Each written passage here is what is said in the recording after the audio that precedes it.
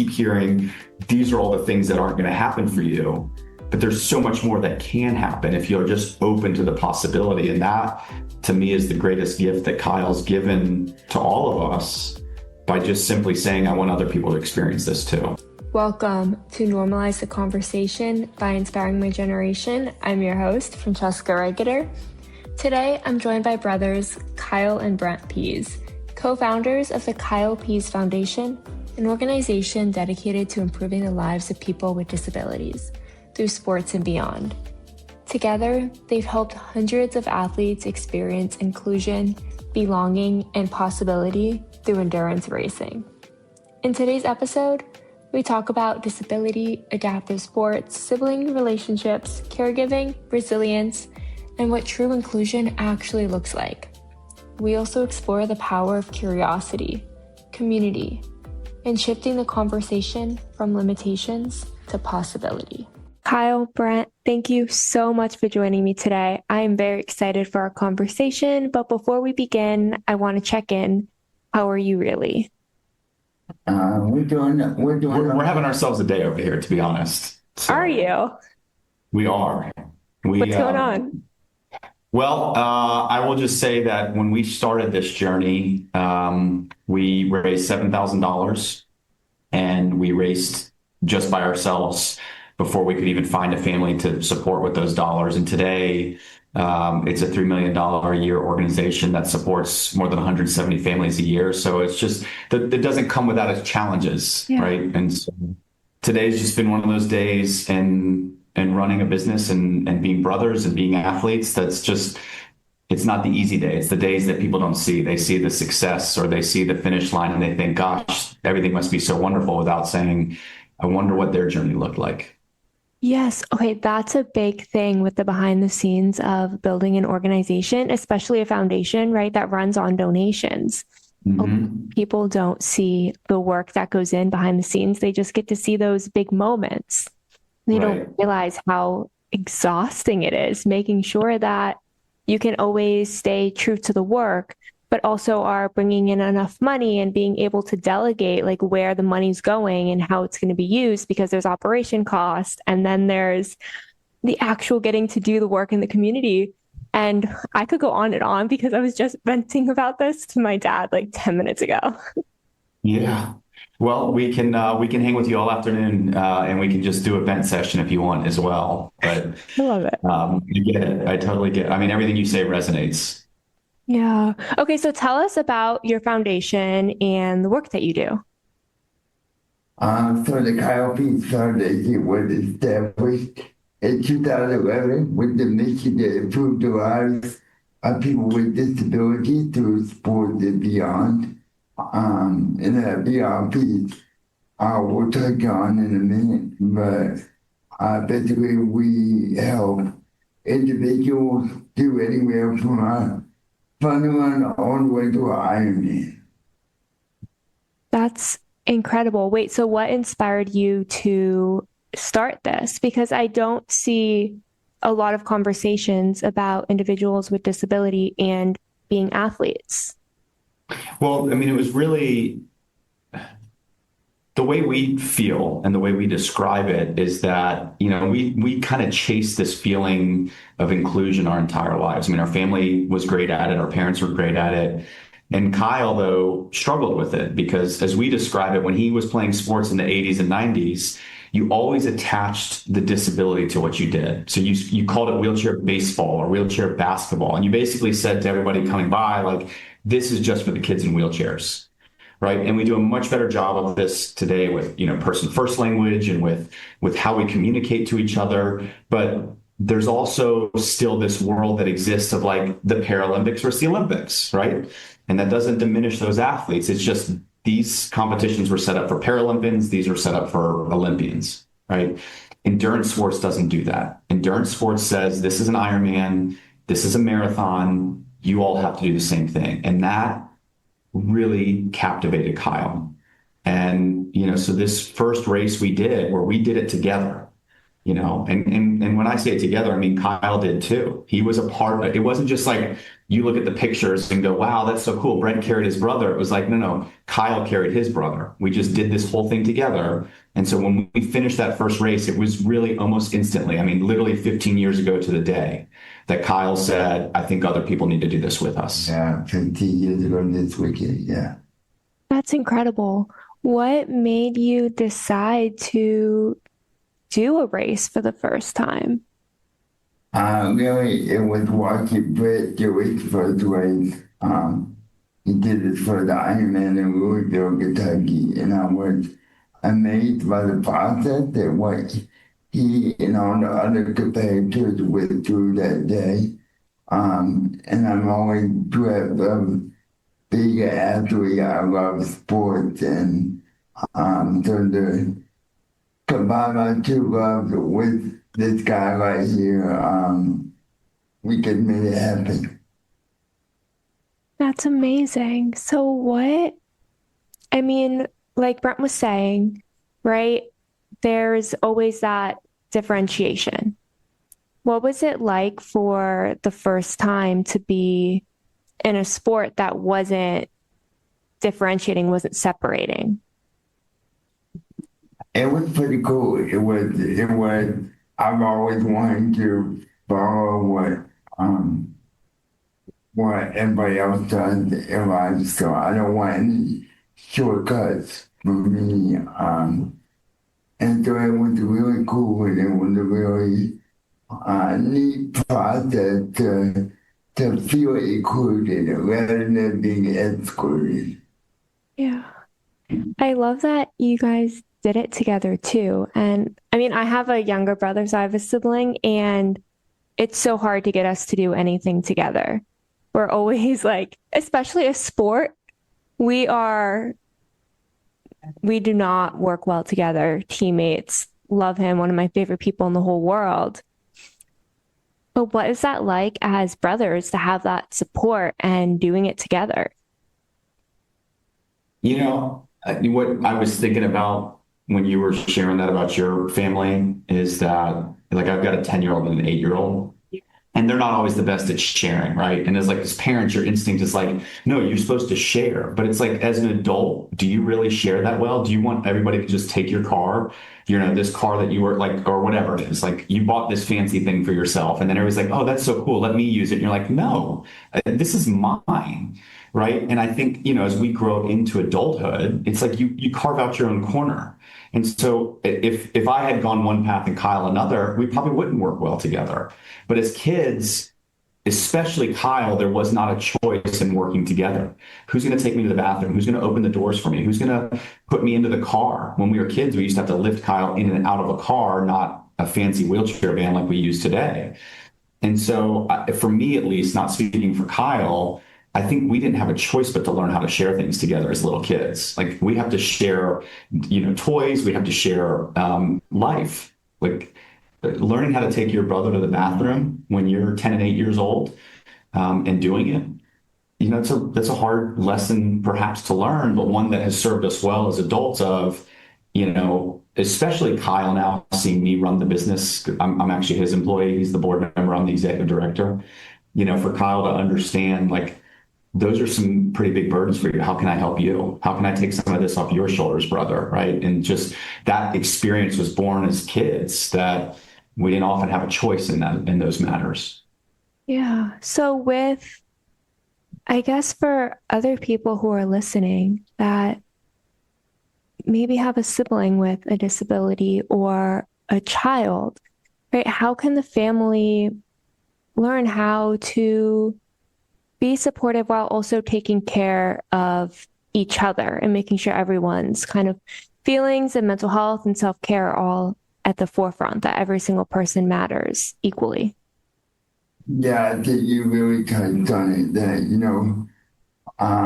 when you have a disabled family member, it could be a lot on the siblings and the parents or whoever is in that household. But I think that you have to be real and you have to be open about your feelings and what's going on and share the good times and the bad time, because the bad time will make you stronger and it will help you overcome challenges together. Yeah, I think a lot of times, okay, I can't say a lot of times because I can't speak for everyone. For me and my brother, me and my sister, even, we weren't always taught to, okay, the example of the car, right? Yeah. My brother flew to California and took my car to go to Coachella last weekend. There was no like, can I do that? There was no conversation. I was Right. like, I want to, I'm going to. Right. So I guess communication, cooperation. I don't know if we weren't taught it or we didn't see the necessity of it throughout our lives. We kind of just took maybe that for granted that we can take from each other. So what I have so many questions. I guess as a right, trying to filter through all of them. Yeah, yeah, for sure. Because as what was it like to learn, like as you're getting older, as you're growing through it, a lot of times siblings do begin to kind of compete or see the world very differently. And then Mhm. here you are working together, but then building something together to help others. What was that whole, I guess, experience like? How did you stay really supportive of each other throughout all of it? I get that we were each other biggest cheerleader and we're brothers, so we're gonna joke with each other. We're gonna get frustrated with one another, but I think when you love somebody so deeply, you build them up and you are there to support them through the good and the rough times. Yeah. I mean, I, I think, in the world we live in today, right? Like you used to just watch the news when you were kids. Now there's how many different podcasts that you can use, how many different social media platforms. I think sometimes we get wrapped up in what this image of perfect looks like, and how we're all supposed to live to this standard. Yeah. And I think Kyle and I just learned a long time ago, because of our unique circumstance of three boys, one with a disability, is like we didn't really know what perfect was. We just learned how to support each other. And so I think it's more like what I'm trying to say is, what you experience with your siblings, there's a lot of positive too. Like, sure, the car example is a great one. And like your brother proved my point, right? He rolled into town and like took the thing and you were sitting there like, I didn't want to actually share that thing with you. Like get an Uber, I don't care how much it costs. Or you can do Coachella on your own, not with me. Or with an Uber, sorry, not because of me. So I, but I think there's probably a lot of really good positives. Like if we sat here and started asking the questions of you, the things that you do really support each other on, and that you really always do connect on, like you said, like you love them so much. For us, there was this forced vulnerability of, at 10 and 8, I'm trying to remember the first time I took Kyle to the bathroom, but I had to have been around my kid's age, of helping Kyle go to the bathroom. And like, there is nothing more vulnerable than that, of putting his shoes on, the trust that has to exist. And so we've learned that we really lift each other up. Those were good things for me as a kid too.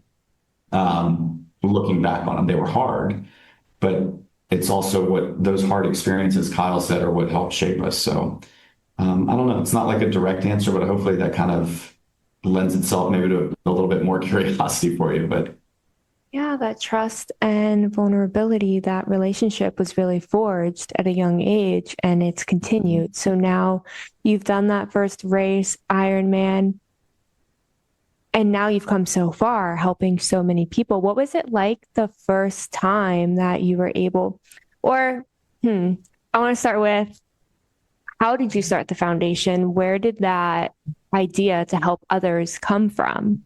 And then what was it like the first time you got to actually help someone else do what you did? Yeah, the reason why I started KPM was I wanted other people to share the joy and feel the experience that my family and my brother gave to me. Um, and I'm always been a people under first mentality, so I wanted to help others. So many people helped Kyle, right? And that those experiences, like, I honestly was a little shocked that that was his initial reaction. I would have thought he would have said, let's go do another race together. And I probably would have. But at least in terms of, I wanted to jump in there and just say that, the experience of finally helping somebody, and I say finally because it was 9 months after we started the foundation that we finally helped somebody. And so we were getting to this point where it was like, are we even doing the right thing? Like, is this the right direction to take this? And helping that first family, lit both of us up because we got to see what it was like for somebody else to experience what we had been experiencing for almost a year together. It's so incredible when you're able to take something that was such a unique experience for you and see others who are also going through it and really realize, one, you're not alone in it, and two, how many people just need someone to kind of show up for them or give them a resource or tell them it's possible. I know that was a big thing for me with my mental health journey. When I ended up in a psych unit at 20, I was terrified.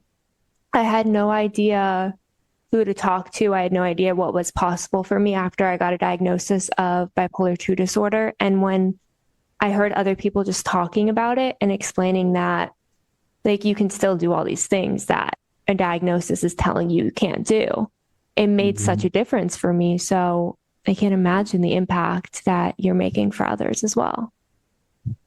No, thank you for sharing that, and saying that. We appreciate it, and I hope you continue to share that so others can see that too. I wanted to offer up, like, in an Ironman, the thing that Kyle and I have chosen to chase too many times, there's this thing that happens. It gets hard for everybody, but you usually forget that in the toughest moments, right? Like when you're in the middle of the marathon and all you want to do is walk, you are looking for any excuse to make it feel easy. Your brain is basically like banging the alarm bells as loud as they can, getting you to try and stop because that will make the discomfort go away. But one of the reasons we're so good at that is because that's what we had to do as kids. We were always like, this is so hard. Like going to an amusement park with Kyle was a lot of work for everybody. It was a lot of work for Kyle. Being in the mall with kids staring at Kyle was hard because, we didn't know what to necessarily do in that. And so to know that others were going through it, but for us with the foundation to see what it was doing for them too, that was the best part because it was like, there is this whole world of possibility. You keep hearing, these are all the things that aren't going to happen for you, but there's so much more that can happen if you're just open to the possibility. And that, to me, is the greatest gift that Kyle's given to all of us by just simply saying, I want other people to experience this too. Yeah, the possibility, the reframe of it, because there are, like you said, so many conversations of what you can't do, what's not possible. It's so, for me, it was so hard to find that feeling of hope, of things that there are to continue to look forward to. And when that conversation shifted, and then I was able to take that and hopefully through my work help shift it for others, it gave me a sense of purpose in those moments where everything feels like or felt like too much. It felt so kind of confusing on how to navigate a system that wasn't set up to really help you. It was set up to tell you, to give you a bunch of barriers and obstacles and then say, good luck. Yeah. So when you started, tell me more about what the foundation does. So you help provide resources as well, like the actual, why am I blanking on the word now? The actual equipment, that's the word, for people to be able to use as well. Kyle wanted to lower the barriers for entry as well. So much of what families or parents of children with disabilities are managing is just all the different things to figure out, how to get them into school, what schools to look at, what wheelchair do I need, what types of adaptive technology or modifications to my home do I need? And we basically said, hey, come race with us and we'll take care of everything. We'll take care of your race fees. We'll even take care of hotels if we need to. Like, we will make this as accessible as possible for you. Right. And that was a big thing for us. And so we started to acquire the equipment to be able to do that, to just remove as many barriers. I mean, we have an employment program and a youth program now for the same reason. Like, what can we do as an organization, as brothers, to basically say, hey, we see what you're going through and we want to hear you and we want to help you. I didn't even think about the different equipment and modifications, right? Mm-hmm. That so how do you begin to help someone figure out what actually is right for them, for equipment, for the chairs, for the home? Like, how do you begin to navigate, especially if you haven't had a conversation before, you haven't seen it before? How do you begin to learn and manage the stress and the overwhelm of figuring it out as you're navigating it? So I think for organization, um, our operation department, does a lot of our intake. And when they do our intake, they do a real physics, where the athlete goes out to our warehouse and they find the right chair, and then they take measurement and all that. And we have one in our fleet that works for them.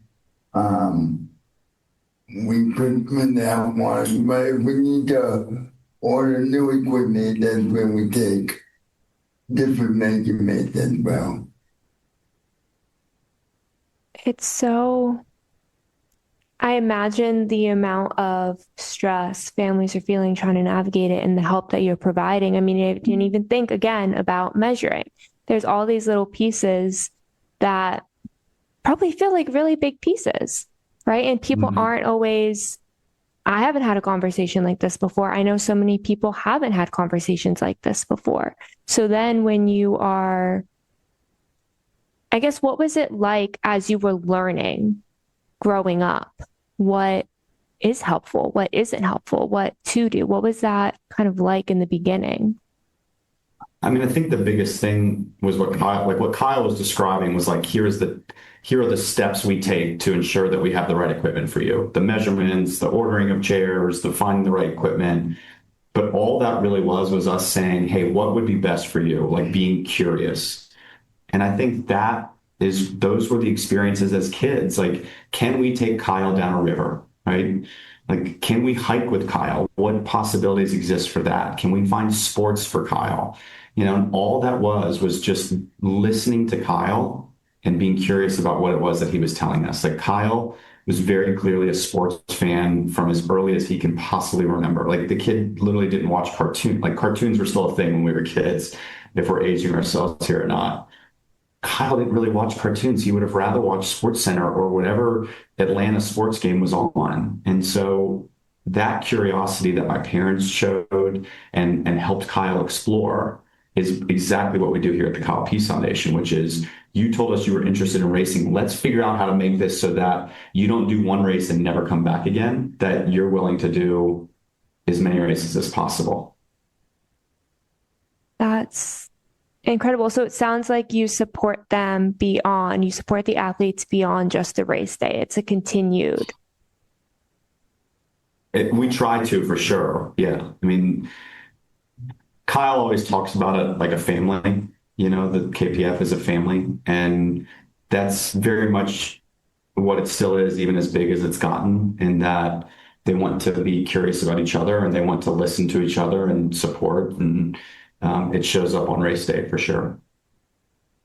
Kyle, what do you wish more people knew? What's something that maybe you wish you knew earlier that was amazing when you figured out or you learned?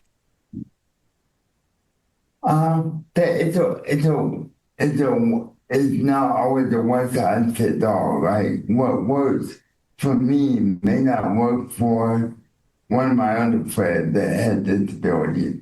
And so we just have to find the right fit that works for them. And what's cool about What we do is that some of our athletes are verbal and that some of the athletes are not verbal.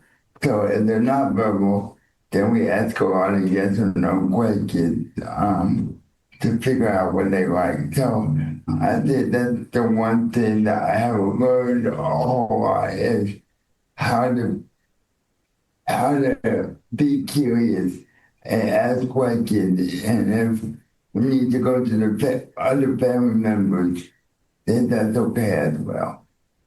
But to maintain the individual and their wishes. I like that the curiosity piece is so something that's you both have said so many times, right? It's being curious, it's asking questions, it's looking at possibility. And for so many people, it's always been this is what you can't do. And because that's so much of the conversation, I imagine so many family members are looking at, well, they can't do this instead of, like Brent said, how can we? So Right. being able to stay curious, ask questions, look at the individuality. What do you want? How can we help you get there? I mean, that's across the board how we need to approach the world and life, how actually listening to people and hearing them and asking questions and making sure what they want matters. For sure. All the way. Yeah. So, what do you both what do you both want other people to know? People listening. What's something you really want them to know? Well, whatever it is that you're going through right now, and that can be positive too, that's very real, and you should experience it, and you should be open to what those experiences can create. I mean, I think if my parents had looked at Kyle and said, "Gosh, this is so horrible," maybe this would be a different conversation today. But instead, my parents chose to say, "Gosh, isn't this so wonderful? What a wonderful opportunity." And that continues to show itself through today. So the experience is real, the feelings are real, but there's also something on the other side of that too. I just believe that you can just continue to make an impact in other people's lives, whether it's small or big, whether it's opening up a door or doing something that you love with somebody that has different abilities. You owe it to yourself to get out there and try and bring somebody a smile to their face. Yeah, the impact that you can make on someone else's life matters. And to see that the impact you're both making. I mean, Yeah. so many people, when they go through something that's challenging, right? It's so easy to say, why me? Or, sorry, my dog decided to jump off my lap finally today. It's so easy to say, why me? Or this is so hard. I'm going to stay in it. But you looked at, I mean, it sounds like your parents were great role models in it, looking at the possibility, the opportunity, and then how can I use this to help others? That's just shows how incredible you both are. Thank you. Thank you. How can more people learn about the Kyle Pease Foundation and what you have coming up? You have different marathons that people can actually sign up for. Well, first of all, thank you for doing this. That's a big part of how people can find out about the Kyle Pease Foundation.